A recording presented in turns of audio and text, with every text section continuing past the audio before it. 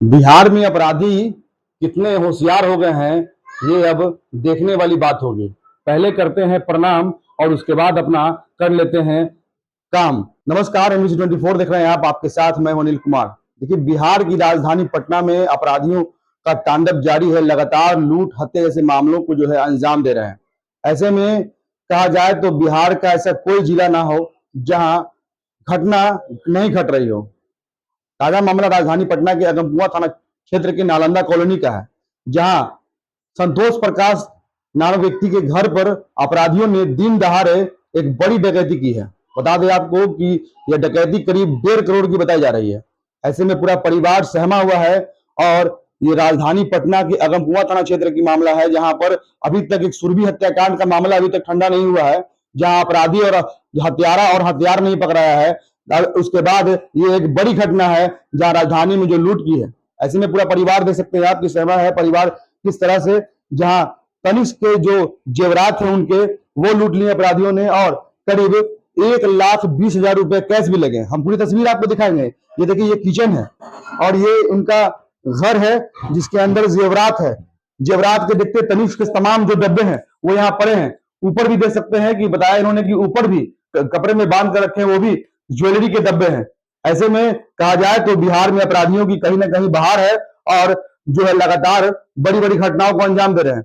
अपराधी घुसते कैसे हैं, हम आपको पूरी वारदात बताते हैं। अपराधी गेट से घुसते हैं बड़े आराम से और घर के जो सदस्य है संतोष प्रकाश, उनको पहले प्रणाम करते हैं और उसके बाद में घर में घुसकर हथियार के बल पर एक बड़ी लूट घटना का अंजाम देते हैं। ये वही रूम है जहां अपराधी पहले उन सभी को हथियार के बल पर इस रूम में बंद कर देते हैं और उसके बाद उनकी निगरानी भी करते हैं और कुछ व्यक्ति जो है वहां पर रेकी भी करते हैं। और कहा जाए तो कुल 5 लोग थे और जो 2 लोग यहाँ बैठा के रखे थे और 1 लोग बाहर रेकी कर रहे थे और 2 लोग जो है पूरा घर को छान दिए। ऐसे में तनिष्क का जो जेवरात था इनका करीब जो है 1.5 करोड़ का बताया जा रहा है और 1,20,000 कैश जो है थे इनके पास, वो सभी अपराधियों यहाँ से लूट कर फरार हो गए। ऐसे में हम यहाँ के जो संतोष प्रकाश जी हैं, हम उनसे जानेंगे ये घटना कितने बजे हुई और क्या जो है किस तरह से जो है अपराधी घर में घुसे थे। किस तरह से अपराधी आपके घर में घुसे? सुबह तकरीबन 10:30 बजे का समय रहा था।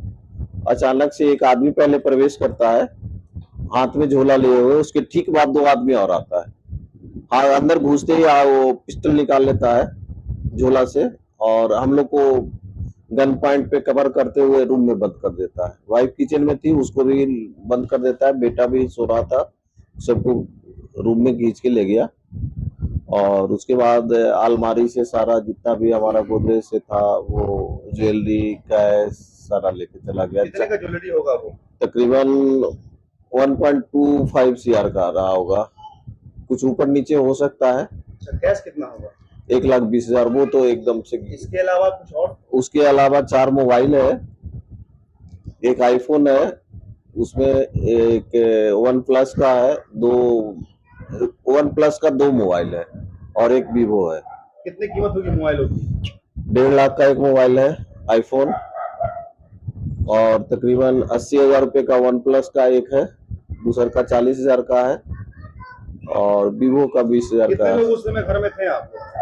हम लोग उस समय घर में 3 4 एक बच्चा 5 आदमी थे। घर के सदस्य हैं आप, क्या नाम है आपका? मेरा नाम है संतोष प्रकाश। आपके सामने ही घटना घटी? मेरे सामने। क्या कहा था? चोर किस तरह से घुसा था? पहले घुसा और सबसे पहले वो हमको प्रणाम किया। प्रणाम चाचा।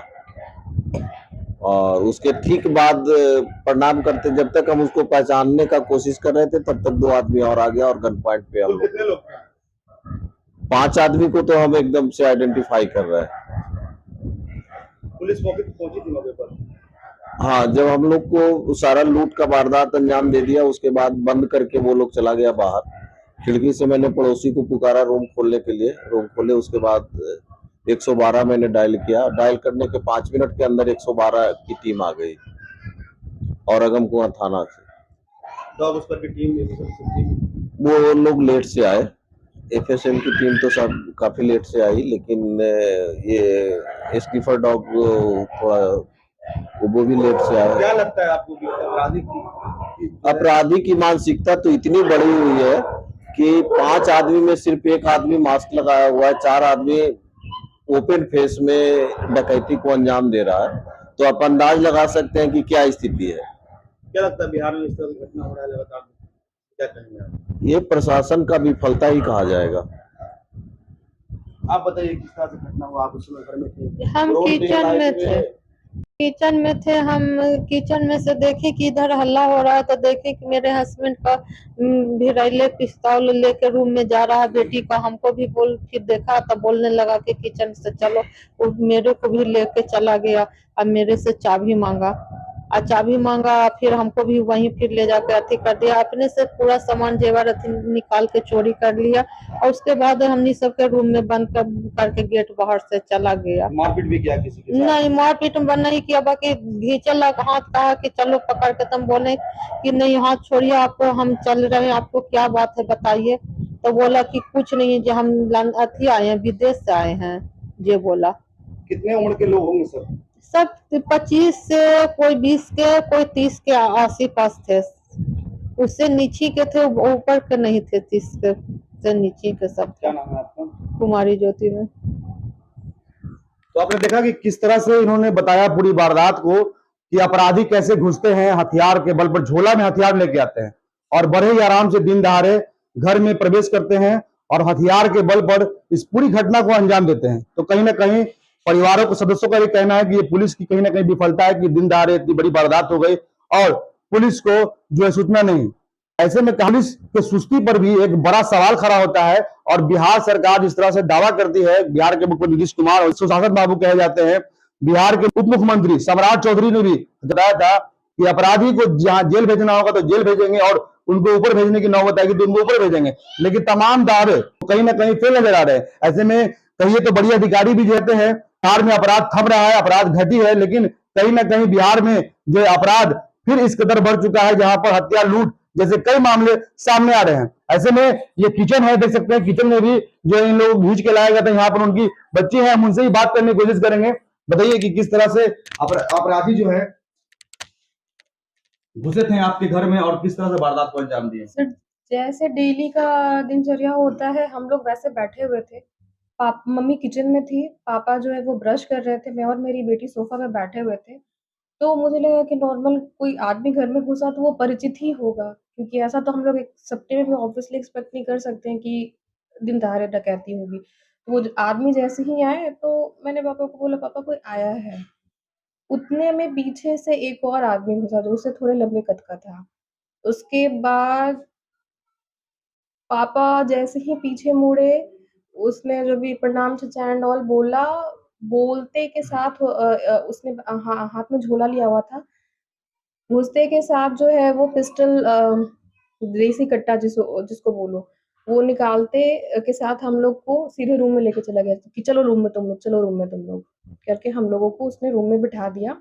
उसके बाद फिर पीछे से लगता है कोई कुछ आदमी और घर में घुसे। उसके बाद उसने जो है मेरी माँ को वो रूम में लेके गए। मेरा भाई एक बगल वाले कमरे में सोया हुआ था। एक आदमी उसको घसीट के लेके आया। उसके बाद जो है वो ज़मीन के किसी पेपर की बात कर रहे थे, जो कि हमको बिल्कुल भी आइडिया नहीं है। वो बस एक बहाना हुआ कि तुम गोदरेज का चाबी दे दो, हमको पेपर खोजना है। उसके बाद मम्मी से वो गोदरेज का चाबी माँग रहे थे। मम्मी ने 1-2 बार आना-कानी की। उतने में जब तक उसने रूम में बिठाया, एक एक बंदा जो है बार-बार आके बोल रहा था, कोई कुछ बोले तो मार देना, कोई कुछ बोले तो मार देना। उसके बाद मम्मी को वो लेके गए चाबी के लिए। चाबी जैसे ही मम्मी दे के आई, उन्होंने पूछा नहीं कि कहाँ क्या है, वो वापस बिठाया उन्हें। उसके बाद उसी बीच में पापा के ऑफ़िस का जो स्टाफ़ है वो भी आता है। उसने बाहर जो है गेट पे आवाज़ दिया, डेली की तरह वो डेली ही आता है, तो उसको लगा कि घर खुला हुआ है और आवाज़ देने के बाद लोग आ नहीं रहे हैं, तो वो घर में अंदर आया। अंदर आया जैसे ही तो घर के अंदर आदमी देखा तो उसको लगा घर के ही कोई आदमी, उसको खींच लिया उन्होंने। तो बाहर जो आया तो उसको भी खींच लिया? उसको खींच लिया। अच्छा। सबसे पहले उसका फ़ोन लिया उसने। अच्छा, सभी का फोन छीन लिया? हमारा फ़ोन तो यहीं पे रखा हुआ था, तो मेरे पास क्योंकि मेरी बच्ची थी तो मैंने ज़्यादा दिमाग लगाने मतलब की। कुल कितने लोग थे इसमें? मैं, मेरी माँ, मेरा भाई, पापा और एक जो सभी स्टाफ है, परिवार के सदस्य थे, सभी। स्टाफ भी एक था। क्या करते पापा आपके? मेरे पापा बिज़नेसमैन हैं। जिसमें हुँ, तो ये घटना करीब कितने बजे की है? 10:30 बजे की। क्या नाम है आपका? मेरा नाम अंतरा है। तो आपने देखा कि उनकी बेटी ने भी बताया, संतोष प्रकाश जो है उनकी बच्ची ने भी जो है बताया कि इस घटना को किस तरह से अंजाम दिया गया है। स्टाफ भी आवाज दिए तो उसको भी खींच लिया गया। घर के पूरे परिवार जो है सदस्य हैं इसमें मौजूद थे, बच्चे भी थे। अपराधी पहले धमकाते हैं हथियार के बल पर और बताते हैं कि अगर कोई चूं से चाह भी करे तो उसे ठोक दो। तो कहीं ना कहीं अपराधियों का मनोबल बढ़ा है। जैसा कि उनके परिवार ने बताया कि मुंह पर एक व्यक्ति मास्क लगाया था और बाकी के मास्क खुले थे, मतलब कहें तो अपराधियों की बहार है। ऐसे में कहीं ना कहीं देख सकते हैं कि किस तरह से अपराधियों ने एक बड़ी घटना को अंजाम दिया है। 1.5 करोड़ की लूट जो है राजधानी पटना के अगमकुआं थाना क्षेत्र के नालंदा कॉलोनी में हुई है। जो एक बिजनेसमैन है संतोष प्रकाश, जो बिजनेस करते हैं और बिजनेस से इस पूरे परिवार को बढ़ाया उन्होंने और अपने बिजनेस को किसी तरह से आगे बढ़ाकर अपना जीवन भरण पोषण कर रहे थे और अपराधियों की नजर इन पर पड़ गई और एक बड़ी घटना को अंजाम दे दिया। जिस तरह से ये जो पटना सिटी का अगमकुआं थाना क्षेत्र का नालंदा कॉलोनी का मामला है, ये उनका वही